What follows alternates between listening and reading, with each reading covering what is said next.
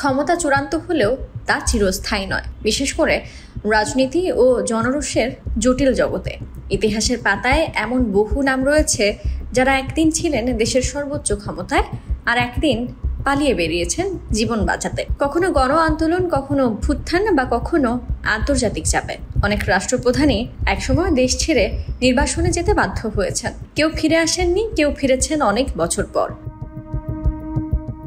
ক্ষমতা যতই বড় হোক না কেন, জনরোষের কাছে তা অস্থায়ী হয়ে পড়ে মুহূর্তেই। কোনো এককালের ক্ষমতাবান রাষ্ট্রপ্রধান যখন দেশ ছাড়তে বাধ্য হন, তখন তা ইতিহাসে দাগ কেটে যায়। কারো পালিয়ে বেঁচে যাওয়া, কারো বিদেশ বিভুঁইয়ে মৃত্যু, এগুলো কেবল রাজনৈতিক অধ্যায় নয়, বরং ইতিহাসের নির্মম শিক্ষাও বটে। আসুন তেমন কিছু রাষ্ট্রপ্রধান সম্পর্কে জেনে নেওয়া যাক, যাদের ক্ষমতা ছেড়ে জীবন নিয়ে পালাতে হয়েছিল। Victor Yanukovych. গণতান্ত্রিকভাবে নির্বাচিত হলেও ভিক্টর ইয়ানুকোভিচ পরিচিত ছিলেন রাশিয়াপন্থী হিসেবে। 2014 সালে তার নীতির বিরোধিতায় ইউক্রেনে শুরু হয় তীব্র আন্দোলন। বিক্ষোভকারীরা রাজধানী কিয়েভ দখল করে নিলে পার্লামেন্টে তাকে বরখাস্ত করা হয় এবং তিনি পালিয়ে রাশিয়ায় আশ্রয় নেন এবং সেখানেই অবস্থান করছেন এখনও।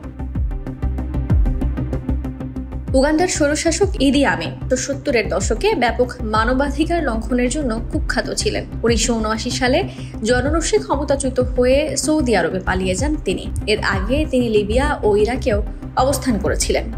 সৌদিতে লোহিত সাগরের পাশে বিলাসবহুল জীবন কাটান প্রায় 2 দশক ধরে। 2003 সালে রিয়াদের এক হাসপাতালে মৃত্যু হয় তার। বেন আলী। আরব বসন্তের উত্তাপে 2011 সালে 23 বছর ধরে ক্ষমতায় থাকা বেন আলী তাউনিসিয়া ছাড়তে বাধ্য হন। তিনি সৌদি আরবে পালিয়ে যান এবং সেখানে তার সম্পর্কে খুব কম তথ্য পাওয়া গেছে। 2019 সালে জেদ্দার এক হাসপাতালে মৃত্যু হয় তার। আশরাফ ঘানি। 2021 সালে তালেবানরা রাজধানী কাবুলের দিকে এগিয়ে আসার সময় আফগান প্রেসিডেন্ট আশরাফ ঘানি পালিয়ে যান। পরে জানা যায় তিনি সংযুক্ত আরব আমিরাতে অবস্থান নিয়েছেন। নিজ দেশের রক্তপাত এড়াতে তিনি দেশ ছেড়েছেন বলে দাবি করেন। Ferdinand Marcos.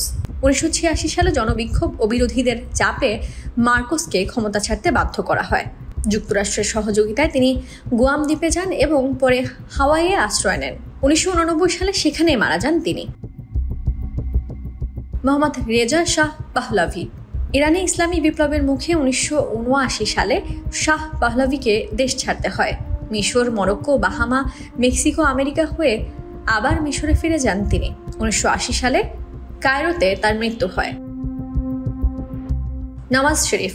3 বারের প্রধানমন্ত্রী থাকা নওয়াজ 1999 সালে সেনাপ্রধান মোশাররফের সঙ্গে দ্বন্দ্বে ক্ষমতাচ্যুত হন। এরপর সৌদি আরবে নির্বাসনে যান।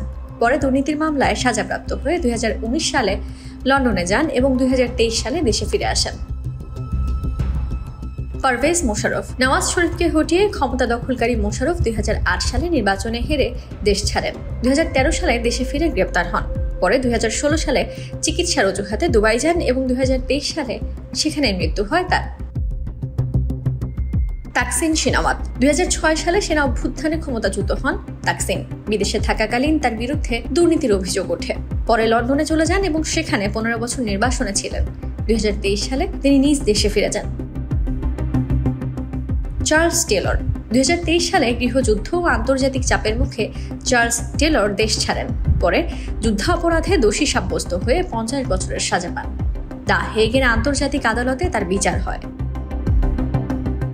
গোটাবায়া রাজাপাকসে। 2022 সালে শ্রীলঙ্কায় অর্থনৈতিক সংকটে সৃষ্ট গণ আন্দোলনে দেশ ছেড়ে পালিয়ে যান রাজাপাকসে। তিনি প্রথমে সিঙ্গাপুর ও পরে থাইল্যান্ডে আশ্রয় নেন। 2 মাস পর তিনি দেশে ফিরে আসেন। শেখ হাসিনা। 2024 সালে কোটা আন্দোলন ঘিরে সারা দেশে তীব্র গণবিক্ষোভ শুরু হয়। 5 আগস্ট জুলাই গণহত্যার রেশ কাটতে না কাটতেই তৎকালীন প্রধানমন্ত্রী শেখ হাসিনা গোপনে দেশ ত্যাগ করে ভারতে পালিয়ে যান। সেনাবাহিনী অন্তর্বর্তীকালীন সরকার গঠন করে। আওয়ামী লীগ সরকারের দীর্ঘদিনের শাসনের অবসান ঘটে জুলাইয়ে, আর এরই মাধ্যমে আওয়ামী লীগ সরকারের দীর্ঘদিনের শাসনের অবসান ঘটে। Desk report, campus Times.